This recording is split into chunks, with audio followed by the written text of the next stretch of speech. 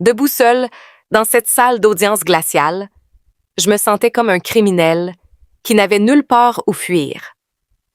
Mon oncle, Avid Richard, était assis à seulement 10 pieds de là, souriant à côté de son avocat très cher, qui avait une montagne de faux papiers prêt à voler la maison de mon défunt père. Je ne pouvais pas me payer un avocat. J'avais 28 ans, complètement fauché, et sur le point de perdre le seul morceau de mon père qu'il me restait. Le balaïf a appelé notre cas, et la pièce est devenue silencieuse. Puis la juge Evelyn Carter a ajusté ses lunettes, s'est penchée en avant sur le banc et m'a regardé droit dans les yeux. Elle n'a pas regardé Richard, et elle n'a pas regardé son avocat suffisant. Sa voix brisa le silence profond et régulier. « Tu ne te souviens pas de moi, n'est-ce pas? » Mon cœur s'est arrêté. Je n'avais aucune idée de qui elle était jusqu'à ce qu'elle sorte une vieille photo fanée. Ce qui s'est passé ensuite a tout changé. Je m'appelle Claire Morgan. J'ai 28 ans et jusqu'à il y a 3 mois, je croyais que l'honneur et faire ce qui était juste suffiraient toujours.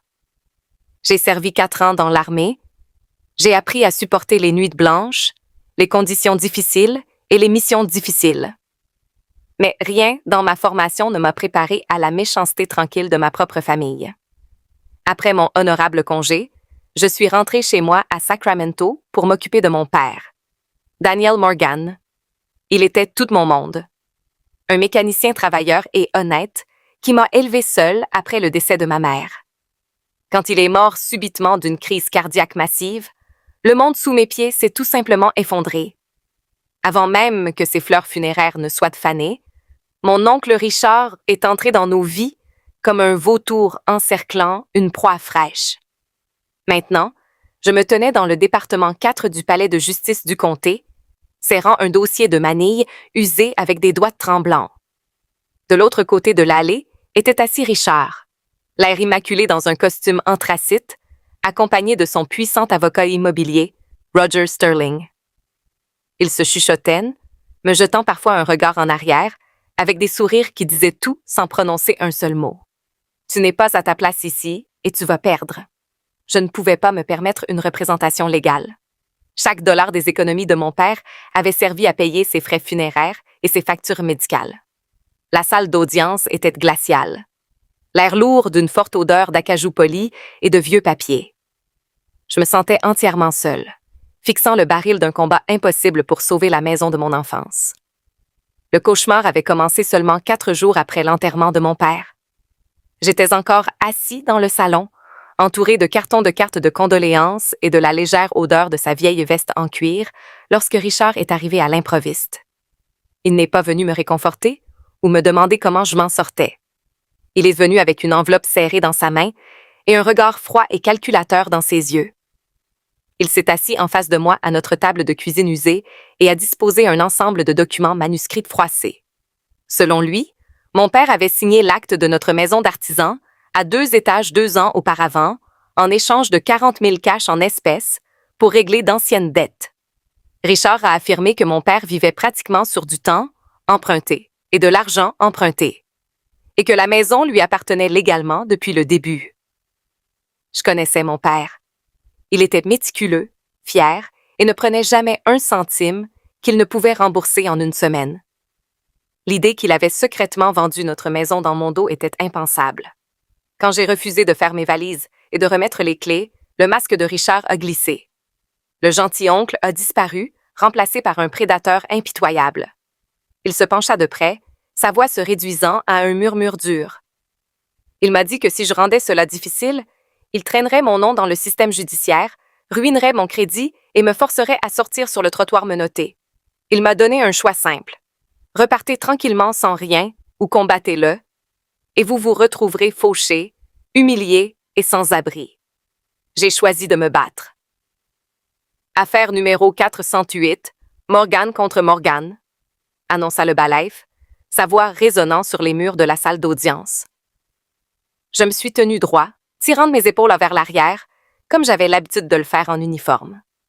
Mais à l'intérieur, mon estomac se remuait. L'avocat de Richard, Roger Sterling, boutonna sa veste de tailleur et monta sur le podium avec une foulée prédatrice sans effort. Il n'a même pas jeté un coup d'œil dans ma direction. Pour lui, une femme de 28 ans non représentée et en deuil n'était guère plus qu'un léger inconvénient dans son emploi du temps matinal. « Votre honneur », Sterling a commencé doucement, son ton riche d'autorité polie. « Nous sommes ici sur une simple pétition pour taire le titre et appliquer une ordonnance d'expulsion accélérée. Mon client, Richard Morgan, détient un accord valide signé transférant la pleine propriété de la propriété résidentielle sur Oakage Drive. La défendresse, malgré des mises en demeure répétées, refuse de quitter les lieux et s'introduit actuellement dans des biens immobiliers qui ne lui appartiennent pas. Sterling s'avança, plaçant une épaisse pile de documents devant le greffier, avec une confiance théâtrale. Il a mis en évidence de supposés registres de paiement, un affidavit d'un prétendu témoin nommé Margaret Lewis, et des signatures censées prouver que mon père avait renoncé à tous les droits sur notre maison familiale.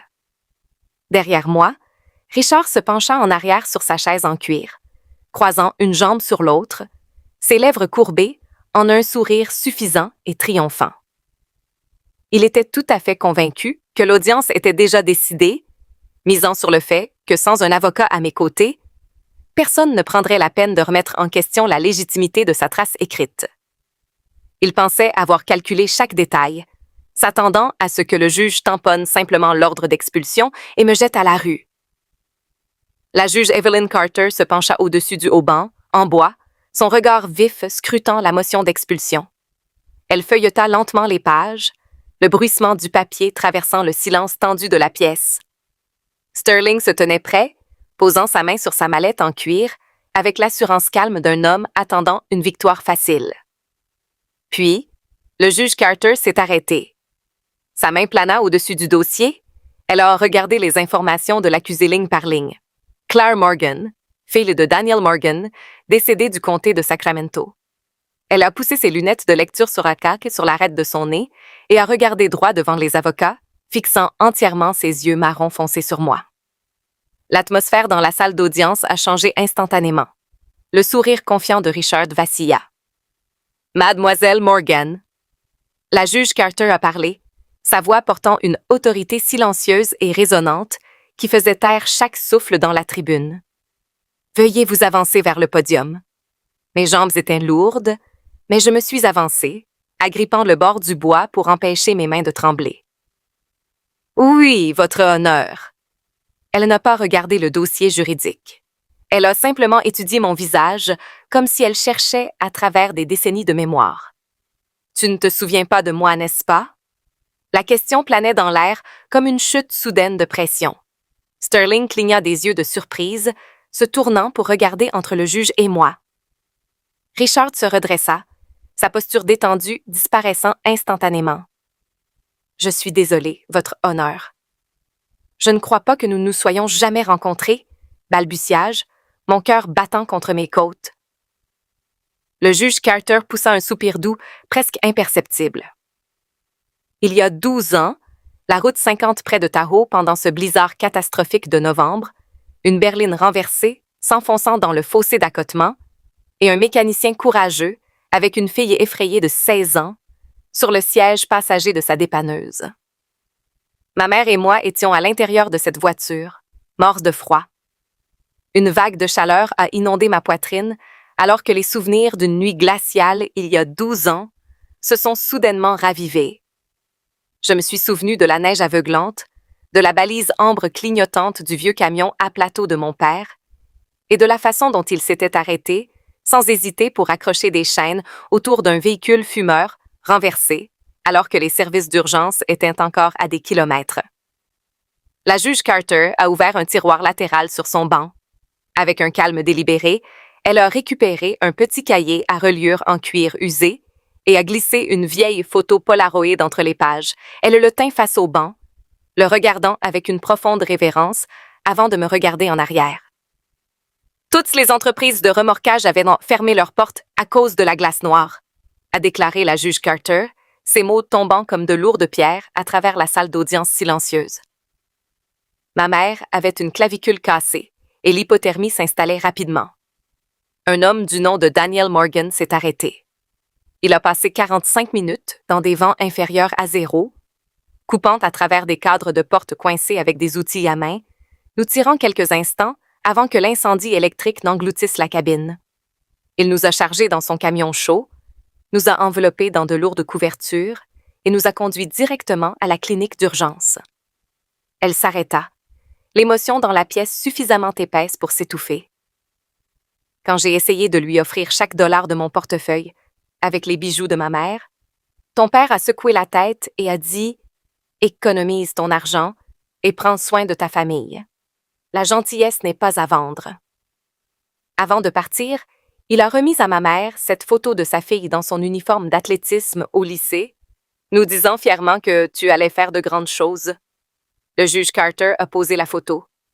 Je n'ai jamais oublié ce visage, mademoiselle Morgan, et je n'ai jamais oublié l'intégrité de cet homme. Sterling s'éclaircit la gorge agressivement, s'avançant pour reprendre le contrôle. Votre honneur, bien que ce soit un sentiment admirable, cela n'a aucune incidence légale sur la session exécutée devant vous aujourd'hui. Le contrat est sans ambiguïté, signé et attesté par Margaret Lewis. L'histoire personnelle ne peut pas l'emporter sur les lois de propriété contraignantes de la Californie. L'expression du juge Carter s'est durcie en granit poli. Vous avez entièrement raison, Conseil. La loi régit cette salle d'audience et nous la suivrons à la lettre. Elle ramassa l'épais classeur de Sterling, tournant les pages avec une précision méticuleuse. Laissez-nous examiner les preuves de votre client sous le contrôle judiciaire le plus strict, à commencer par ce prétendu acte, un transfert daté du 14 mars il y a 2 ans. Elle tapota un stylo rouge contre la ligne de signature. Le cachet de notaire appartient à Thomas Bell, dont la commission officielle a été officiellement révoquée par le secrétaire d'État 4 mois avant cette date. De plus, la description de la propriété fait référence à un reclassement de parcelles fiscales municipales qui n'a pris effet juridiquement que 6 mois après que ce document aurait été rédigé et exécuté. La couleur s'écoula rapidement du visage de Sterling. Derrière lui, Richard agrippa sa chaise, ses jointures devenant d'un blanc éclatant, alors que son sourire arrogant se brisait complètement. Ce n'est pas simplement un conseil contractuel imparfait, a déclaré la juge Carter, sa voix tombant dans un registre effrayant. Il s'agit d'une fabrication amateur manifeste, présentée de mauvaise foi pour escroquer un héritier en deuil. Pensiez-vous sincèrement qu'un défendeur non représenté n'aurait pas les ressources nécessaires pour dénoncer un parjure aussi effronté et que ce banc approuverait simplement le grand vol? Elle a claqué le gavel avec une fissure aiguë qui a fait tressaillir les 2 hommes. Je renvoie tout ce dossier ainsi que les fausses déclarations de Thomas Bell et Margaret Lewis au bureau du procureur du district, pour une enquête immédiate sur la fraude criminelle. La requête en expulsion est par la présente rejetée avec préjudice, a déclaré la juge Carter, sa voix ferme et résolue. Le titre clair de la propriété sur Oak Ridge Drive appartient uniquement et incontestablement à Claire Morgan. Monsieur Sterling, vous ferez l'objet d'une enquête immédiate devant le comité d'éthique du barreau de l'État. Et Monsieur Richard Morgan, vous êtes placé en détention provisoire dans l'attente d'une inculpation formelle pour crime. 2 baïves passèrent derrière Richard, claquant de lourdes menottes autour de ses poignets. L'homme qui était entré, s'attendant à me dépouiller de tout, fut emmené pâle, tremblant et complètement brisé. Alors que la tribune se vidait, le juge Carter a croisé mes yeux une dernière fois et m'a offert un signe de tête doux et conscient. Ce n'est pas le favoritisme qui m'a sauvé. C'était le pouvoir durable de l'honnêteté de mon père. 12 ans auparavant, Daniel Morgan avait fait preuve de gentillesse envers des étrangers sur une route de montagne sombre et glaciale, sans jamais rien demander en retour. Il avait jeté une graine de bonté dans le monde, et plus d'1 décennie plus tard, alors que je me tenais seule, sans défense et entourée de loups, cette bonté exacte est revenue pour protéger sa fille. Je suis sortie du palais de justice et suis retournée à la maison familiale. Alors que je montais sur le porche, le poids qui m'écrasait la poitrine depuis des mois avait finalement disparu. La maison était en sécurité. L'honneur de mon père était intact et son héritage de décence tranquille a survécu à travers moi. Qu'auriez-vous fait si vous vous étiez retrouvé seul dans cette salle d'audience? Avez-vous déjà vu un petit acte de gentillesse revenir pour sauver quelqu'un des années plus tard? Commentez ci-dessous avec la ville ou le pays d'où vous regardez pour que je puisse voir jusqu'où cette histoire se déplace.